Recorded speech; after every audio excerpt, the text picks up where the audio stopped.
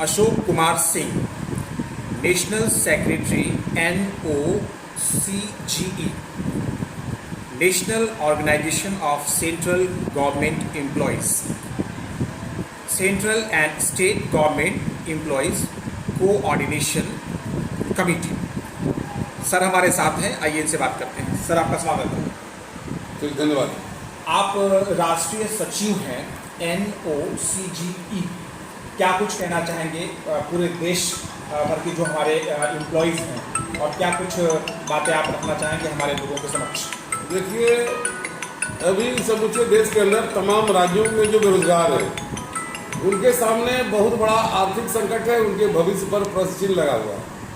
भारत सरकार ये समझती है कि विभिन्न प्रतिष्ठानों में परियोजना के माध्यम से हम जनता का सहयोग करेंगे राज्य सरकार के माध्यम से, लेकिन भारत सरकार स्पष्ट निर्देश किसी राज्य सरकार को यह नहीं देती है कि उन परियोजनाओं में जो कार्मिक लगेंगे तो उस कार्मिक के भविष्य का क्या होगा। अभी उदाहरण के तौर पर आपको बता दें कि मुख्यतया एजुकेशन, हेल्थ, PhD, एग्रीकल्चर, इन जगहों में परियोजनाएं बड़ी बड़ी भारत सरकार के द्वारा दिया गया है तमाम राज्यों को। राज्य सरकार भी अपने नियमित संस्थान को की ओर ध्यान नहीं देते हुए, क्योंकि नियमित संस्थान पहले से भी राज्य सरकार के पास था, लेकिन उनको लगा कि जब भारत सरकार की परियोजनाएं चल रही है तो फिर अपने संस्थान में हम नियमित बहाली क्यों करें, कार्मिक क्यों लगाएं, कोई फंड क्यों दें, सारा काम परियोजना के माध्यम से निकालने लगे और पढ़े लिखे बेरोजगारों को भर्ती किया उस परियोजना में। अब सरदर्द ये है कि अब पढ़ा लिखा आदमी, उसकी नौकरी की अधिकतम उम्र सीमा है। अब 10 साल 15 साल के लिए परियोजनाएं आती है और उस परियोजना में काम करने के बाद उनको फिर जब बंद होता है परियोजना तो भटकने लगते हैं। जबकि पूर्व से ही बिहार के जमाने से पूर्व की राज्य सरकारों ने कई जगह निर्णय लिया था कि परियोजना बंद होने के बाद उनको नियमित संस्थानों में निश्चित तौर पर वरीयता के आधार पर उनकी नियुक्ति होगी। उसको यह सरकार भूल गई। और इतना ही नहीं, अभी महंगाई के आलम में जो PF होना चाहिए, जो वेतन होना चाहिए, जो DA होना चाहिए, वो परियोजना में अंकित है, क्योंकि परियोजना में जो राशि दी जाती है भारत सरकार के द्वारा आवंटन, उसमें अलग अलग बाइफर्केशन नहीं है, उसमें एक ही साथ है, उसी में कार्मिक का है। यहाँ की सरकारें क्या करती है कि उस कार्मिक के पैसे में कटौती कर 5,000, 8,000, 10,000 में उसे खटाया जाता है। कई संस्थान तो ऐसा है एग्रीकल्चर में जहाँ 1 पैसा नहीं दिया जाता है कृषि मित्र को। कई शिक्षा आप देख रहे हैं मेडिकल के अंदर में सैया है, सैया साथी है, BTT है, 2,000, 4,000 रुपये महीने में 24 घंटा उसे काम दिया जाता है। PhD में देख रहे हैं जब सैया है 1,000 रुपया पिछली सरकार ने मानदेय दिया था, वर्तमान सरकार ने वो भी मानदेय खत्म करके प्रोत्साहन में परिवर्तित कर दिया।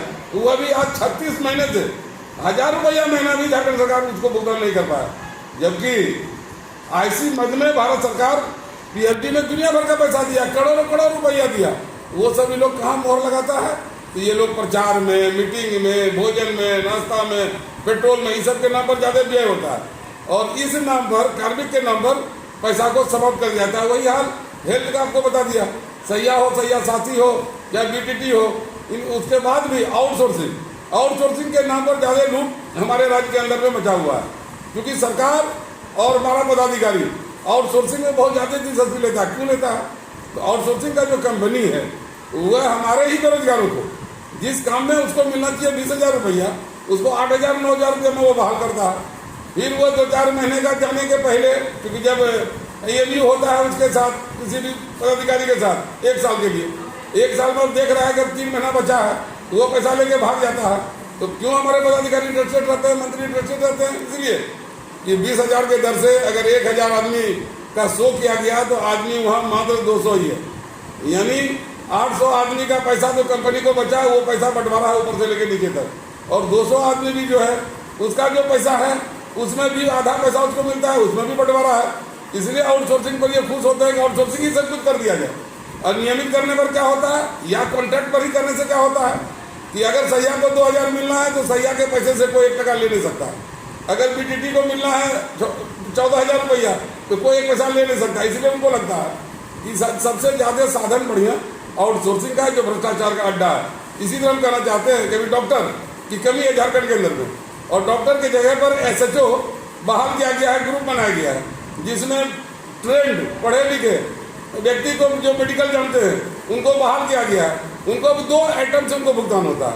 25,000 रुपया उनको सैलरी देता है महीना, और 1500 रुपया देता है उनको कंसल्टेंट के लिए कि आपको अपना आने जाने के लिए, खाने के लिए। अगर वो 25 और 15 जोड़ दिया जाए 40 हो जाता है। अब 40 उनको भुगतान नहीं देगा, भुगतान नहीं दे करके उनको 25 ही भुगतान देगा और 15 में ईट बट करके उनको उड़ा देगा। तो इस तरह से हमारी मांग है।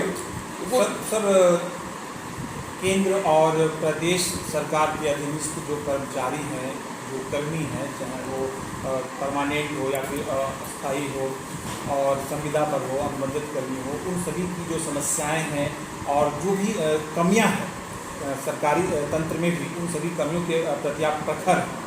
एक प्रश्न ये है कि जो भी हमारे कर्मचारी हैं, समय समय पर इस तरह की बातें भी आती है, उनके प्रति समस्याएं आती हैं। एक तो कुछ ऐसी भी समस्याएं हैं कि उनका जो वेतनमान है वो कम है, सम्मानजनक नहीं है और जिसके कारण वे अपने परिवार का भरण पोषण करने में पूरी तरह से सामर्थ्य नहीं है, वो सेटिस्फाइड नहीं है। और एक प्रश्न ये भी आता है कि सैलरीज और जो वेतनमान या मानदेय है वो भी महीनों से लंबित रहता है। इस बात को लेकर भी कहीं ना कहीं उनमें जो है काम के प्रति उदासीनता आती है। ये जो महत्वपूर्ण प्रश्न है, इस पर आप क्या कुछ संदेश देना चाहेंगे प्रदेश और सेंट्रल गवर्नमेंट? देखिए, भारत सरकार और राज्य सरकार बेरोजगारों के शोषण के लिए दोनों ही जवाबदेह है। क्योंकि निश्चित तौर पर भारत सरकार से हम ये कहना चाहेंगे कि जिस समय आप परियोजना लागू करते हैं समूचे देश के अंदर, उस समय जनता के बीच में यह भी ध्यान देना चाहिए कि परियोजनाओं को लागू करने में जो कार्मिक लगे, जब तक उनके वेतन भत्ता का आप क्लियर कट कंसेप्ट नहीं बना देंगे, राज्य को निर्देश नहीं देंगे, उसको भुगतान नहीं होगा, तो परियोजना आपका कभी सफल होने वाला नहीं है। यही वजह है कि परियोजनाओं में समूचे देश के अंदर में लूट मचा हुआ, न सिर्फ झारखंड, क्योंकि जो भी भारत सरकार की परियोजना चल रही है समूचे राज्य में, वो लूट का अड्डा बन गया है। बहुत हद तक अगर कंट्रोल करना है तो उसमें एक अस्थायी पदाधिकारी आपको देना पड़ेगा। अस्थायी कार्मिक जो है उसका सब कुछ वेतन भत्ता तय करना होगा, तभी वो परियोजना जमीन पर आ सकता है। और हम ये कहना चाहेंगे बेरोजगारों को भी कि आप अगर परियोजना के अंदर में आते हैं, क्योंकि बेरोजगारी इतनी है, आपकी लाचारी है, कहीं नौकरी मिल जाए, कहीं चले जाएं, लोग ये समझ रहा है, तो प्रथम चरण से ही जो परियोजना के अंदर कार्यरत है उनको सरकारी नियम के तहत उनको दबाव बनाना होगा। क्योंकि सरकार का प्रावधान है कि न्यूनतम मजदूरी से कम कोई वेतन भुगतान नहीं कर सकता है। सरकार का प्रावधान है कि जहां 18 से अधिक कर्मी काम करते हैं जिस प्रतिष्ठान में, वहां पीएफ की सुविधा उसको बहाल करना होगा। तो इन दो बिंदुओं पर, उसके बाद बीमा, उसके बाद सुरक्षा, ये सारे चीज़ का जो प्रावधान है सरकारी गाइडलाइन, तो उनको आकर के सबसे पहले यहीं से स्टार्ट करना होगा। अन्यथा 5 साल 10 साल सर्विस हो जाने के बाद, 30 महीना 40 महीना का वेतन बंदित हो जाने के बाद, अब तो सरकार ये कहने लगी है कि अगर आंदोलन करता है कि हमारा बकाया दीजिए, उसको बदल देता है नाम और उसकी छटनी करके दूसरा आदमी बहाली शुरू कर देता है। जैसा उदाहरण है पीएचडी के अंदर आपने देखा होगा कि उसमें हटा करके नए लोगों को बहाल किया गया। 15वीं वित्त आयोग में 14वीं वित्त आयोग के जो कर्मी थे उनको हटा करके 15वीं वित्त आयोग में नई बहाली हो रही है। उसके पीछे राज्य सरकार का कुछ स्वार्थ भी है, क्योंकि बेरोजगारी के आलम में जहाँ बेरोजगार भटक रहे हैं, वहाँ मोटी मोटी रकम लेकर बहाली का संदेश दिखा करके तुमको हम बहाल कर रहे हैं। मोटी मोटी भ्रष्टाचार है बहाली में। इसलिए हम बार बार ये कहना चाहेंगे कि जिस बेरोजगारों को जिस महकमे में लगाया गया है, उनकी सेवा तब तक वहाँ बनी रहेगी जब तक वो परियोजना समाप्त नहीं हो जाती है। और परियोजना समाप्त होने के बावजूद भी दूसरे परियोजना में सबसे पहले जो पूर्व के अनुभवी कर्मी है उनको वहाँ पदस्थापित करना होगा। यही उनके साथ वास्तविक न्याय होगा। बहाली और ट्रांसफर पोस्टिंग की अगर बात की जाए, इस महत्वपूर्ण विषय पर आपकी क्या राय है? देखिए, राज्य भ्रष्टाचार पर अगर अंकुश लगाना है तो नियुक्ति और हस्तांतरण में भ्रष्टाचार को रोकना होगा।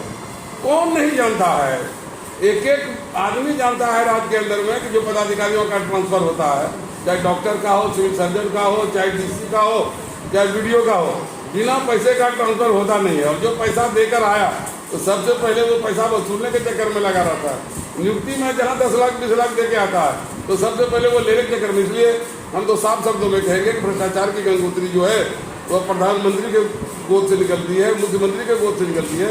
भ्रष्टाचार जो पनपता है गंगोत्री वहीं से निकलता है। जिस दिन नियुक्ति और ट्रांसफर में भ्रष्टाचार बंद हो जाएगा, उस दिन तमाम जगह पर भ्रष्टाचार एकदम बंद नहीं होगा तो 99% तो बंद हो ही जाएगा। लेकिन एक तरफ आप ट्रांसफर में भ्रष्टाचार चलाइएगा, आप पदस्थापन में भ्रष्टाचार चलाइएगा, और वह कार्मिक से आप उम्मीद कीजिएगा कि ईमानदारी से वह काम करेगा, कभी संभव नहीं है। कभी संभव नहीं। धन्यवाद सर। हमारे साथ अशोक कुमार सिंह जुड़े थे, नेशनल सेक्रेटरी हैं ये NOCGE के। विभिन्न बिंदुओं पर अपनी बेबाक राय दे रहे थे और अपनी बेबाक रायशुमारी के लिए ही जाने और पहचाने भी जाते हैं। पूरे ज़िले में एक चर्चित नाम है अशोक कुमार सिंह। धन्यवाद।